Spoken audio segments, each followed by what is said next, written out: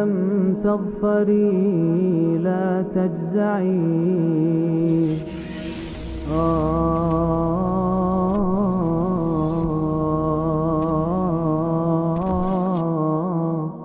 إن الحمد لله والصلاة والسلام على رسول الله أما بعد বিশ্বজুড়ে এই দুর্যোগ দুর্ভিক্ষ আর মহামারীর মাঝেও সময় থেমে নেই।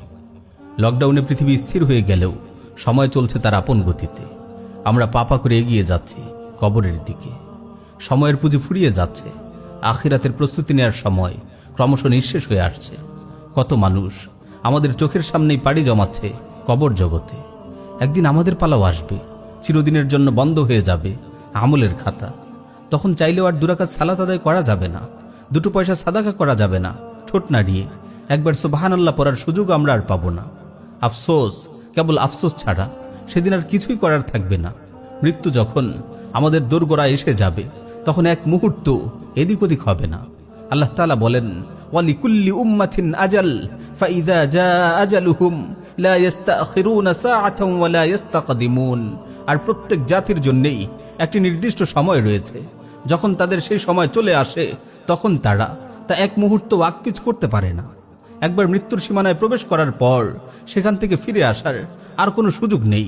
হঠাৎ নিষ্ঠুর মৃত্যু যখন কারো দোরগোড়ায় এসে দাঁড়াবে, তখন তার আফসোসের শেষ থাকবে না।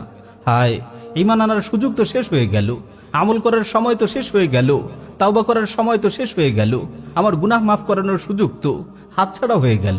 জাহান্নামের পাড়ে দাঁড়িয়ে মানুষ হাহাকার করে বলে উঠবে, ইয়া লাইতানা নুরাদ্দু ওয়া লা নুকাযযিবা বিআয়াতি রাব্বিনা ওয়া নাকুনা মিনাল মুমিনিন। হায় আফসোস, আমাদের যদি আবার দুনিয়াতে ফেরত পাঠানো হতো, তাহলে আমরা আমাদের রবের নিদর্শন সমূহকে অস্বীকার করতাম না এবং আমরা মুমিনদের অন্তর্ভুক্ত হয়ে যেতাম। জাহান্নামের অবর্ণনীয় আযাবে অতিষ্ঠ হয়ে মানুষ বারবার আল্লাহর কাছে আবেদন করবে, হে আল্লাহ, আমাদের আরেকটিবার সুযোগ দিন, আমরা নেক আমল করে আসব। আল্লাহ তাআলা বলেন, ওয়াহুম ইয়াস্তারিখুনা ফিহা রাব্বানা আখরিজনা না'মাল সালিহান গায়রাল্লাযী কুন্না না'মাল।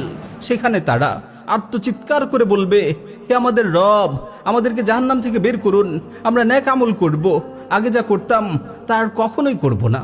তখন আল্লাহ তাআলা বলবেন, আওয়ালাম নুআম্মিরকুম মা ইয়াতাযাক্কারু ফীহি মান তাযাক্কার ওয়া জাআকুমুন নাযীর ফাযুকু ফামা লিয-যালিমিনা মিন নাসীর। আমি কি তোমাদেরকে এতটুকু বয়স দেইনি যে সময়ের মধ্যে কেউ সতর্ক হতে চাইলে সতর্ক হতে পারে? আর তোমাদের কাছে তো সতর্ককারীরা এসেছিল, সুতরাং আযাব ভোগ করো, জালিমদের জন্য কোনো সাহায্যকারী নেই। প্রিয় ভাই, কোরআনের এই স্পষ্ট সতর্কবার্তা শোনার পরেও কি আপনি সতর্ক হবেন না? গাফলতি অবহেলার জোয়ারে ভেসে ভেসে একটির পর একটি বছর কেটে যাচ্ছে, আপনার সময়ও ফুরিয়ে আসছে। আপনি আর কবে সতর্ক হবেন? ভাই আমার, একটু মনে করে দেখুন, গত রমাদান আপনি কিভাবে কাটিয়েছেন? এই রমাদানও আপনি ওভাবে হেলায় ফেলায় কাটিয়ে দেবেন? আপনাকে এই নিশ্চয়তা কে দিয়েছে যে আপনি আরো একটি বছর বেঁচে থাকবেন? আগামী বছর আপনি রমাদান আবার পাবেন? বলুন, আপনাকে কে এই গ্যারান্টি দিয়েছে আগামী বছর রমাদানে আপনি সুস্থ থাকবেন, আমল করার মতো ফুরসত পাবেন? তো কিসের ভরসায় আপনি জীবনের পুঁজিগুলো নিঃশেষ করছেন? কিসের আশায় আপনি গুনাহ করে যাচ্ছেন? কত গুনাহ করলে আপনার পেট ভরবে? আর কত সময় নষ্ট করলে আপনার বোধোদয় হবে? আর কত মানুষকে মরতে দেখলে আপনি সচেতন হবেন? আপনাকে কে এই নিশ্চয়তা দিয়েছে যে আপনি তাওবার সুযোগ পাবেন? ভাই আমার, আপনি সেই লোকগুলোর কথা স্মরণ করুন যারা গত বছর আপনার সঙ্গে সওম পালন করেছিল, আপনার সঙ্গে ঈদের জামাতে শরীক হয়েছিল, কিন্তু তারা আজ দুনিয়ায় নেই। আর কোনোদিন তারা রমাদান পাবে না, আর কোনোদিন তারা তাওবা করতে পারবে না, আর কখনো তারা দুরাকাত নফল সালাত আদায় করার সুযোগ পাবে না। প্রিয় ভাই, দুনিয়ার চলমান অবস্থা আপনি নিজ চোখে দেখতে পাচ্ছেন। প্রতিদিন পাল্টে যাচ্ছে পরিস্থিতি। আপনি কি বুঝতে পারছেন না কিভাবে চোখের সামনে একের পর এক বিপর্যয় নেমে আসছে? সুতো ছিঁড়ে যাওয়া তাসবিদানার মতো ফিতনাগুলো একের পর এক খসে পড়ছে। পরিস্থিতির দিকে গভীরভাবে লক্ষ্য করলে আপনি স্পষ্ট বুঝতে পারবেন এক কঠিন পরিণতির দিকে এগিয়ে যাচ্ছি আমরা কেউ জানি না অনাগত দিনগুলো কতটা কঠিন হবে। তাই সময় থাকতেই কিছু পাথেয় সংগ্রহ করার চেষ্টা করুন। হায়াতের পুঁজি শেষ না হতেই কিছু আমল করে নিন, অতীতের গুনাহগুলো মাফ করিয়ে নিন। প্রিয় ভাই, গাফলতি অনেক হয়েছে।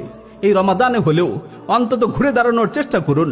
হতে পারে এটি আপনার জীবনের শেষ রমাদান, হতে পারে এটি আপনার ও আমার জীবনের শেষ রমাদান। হতে পারে এটি আপনার ও আমার জীবনের শেষ রমাদান।